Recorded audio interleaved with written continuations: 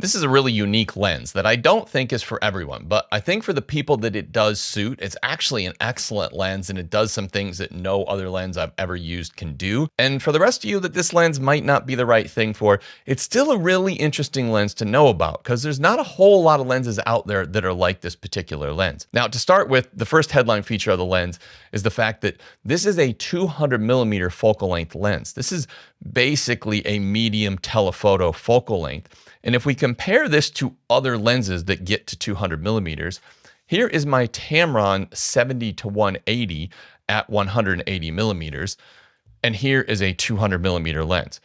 Now, this other lens I've got here, this is quite a small 200mm lens. It is a vintage 200mm lens. So there you go. That is a 200mm vintage lens. And that is the 200mm lens we're talking about in this video.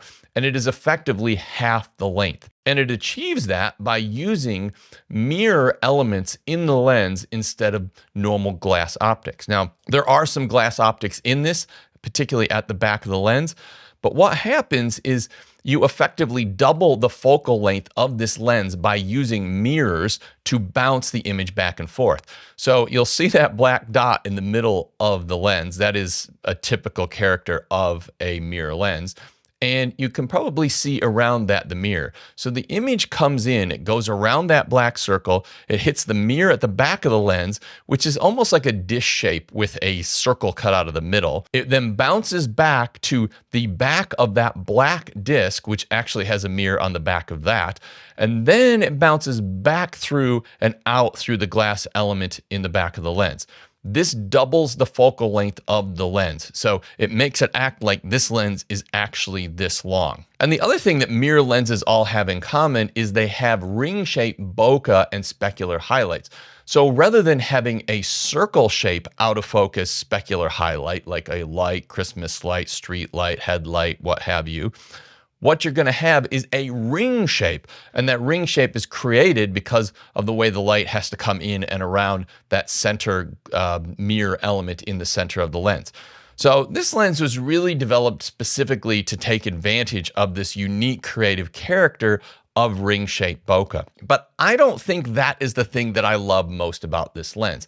I love the fact that it is so small, and when I use it for street photography, it is like an absolute stealth weapon that nobody knows that I've got such a telephoto lens on my camera, which allows me to capture these really intimate details in life that people would be looking at me if I was using a big lens like this. Now, this is a brand new release lens by a company called Kase. It's the Kase 200mm f5.6 lens. They sent it out to me at no cost to myself. This isn't a paid or sponsored video, and all the opinions are my own.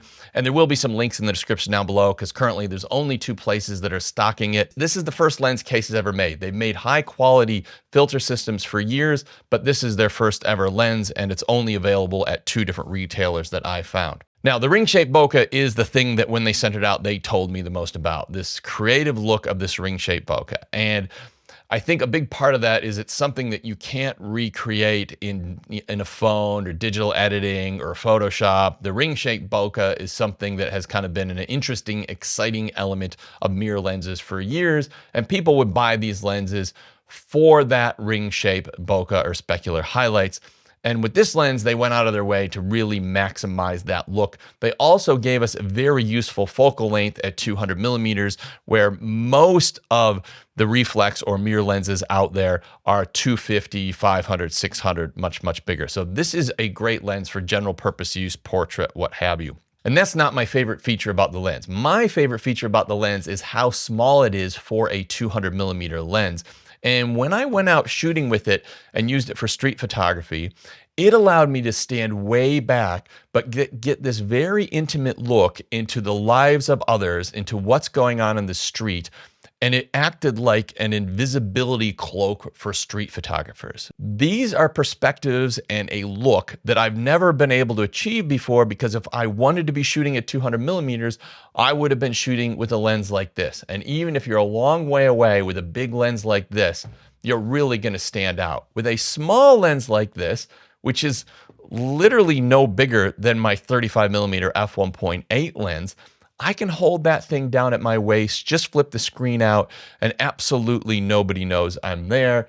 and you can get some really compelling, interesting images with it. With lenses like this, there are a couple of things that are different than normal lenses, which might be deal breakers for some people. So I just want to go over those. First of all, this is a manual focus lens. Now, I have no problem with manual focus lenses, and for street photography, I prefer manual focus lenses, but you will have to manually focus this lens.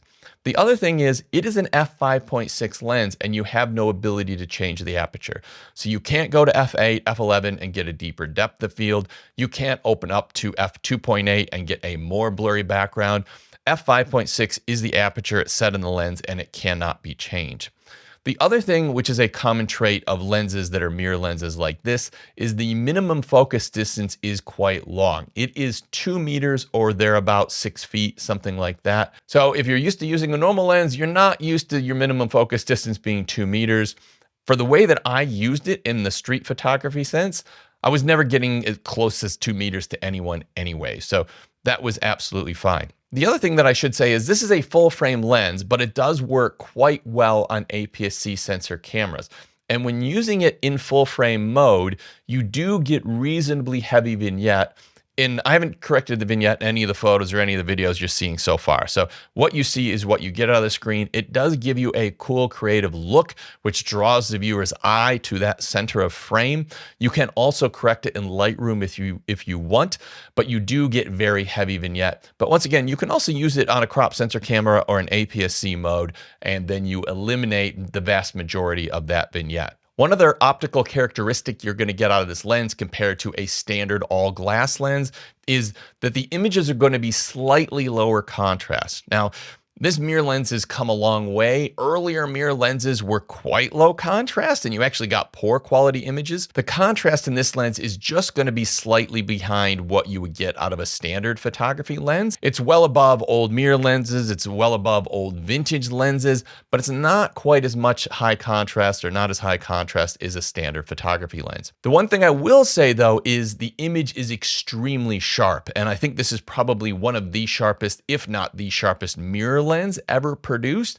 And I was really surprised at how sharp and how much detail there were in the images. So you're not going to have to worry about that. If you want a little bit more contrast, you can just tweak that in editing, or even just increasing the contrast in the settings in your camera will make it look very, very similar to any standard photography lens. The other thing that I'm really excited about on this lens is it comes in a variety of mounts. It comes Sony E mount, L mount, pretty much all the popular mirrorless mounts.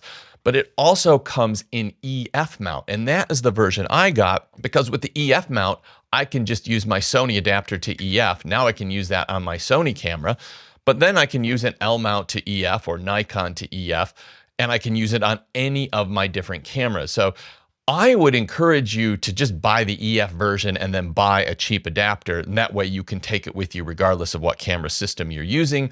Or if you've got 2 camera systems you're invested in already, you can use it between the 2. The other thing that's interesting about the lens is it came with this cool little mini lens hood that you can put on.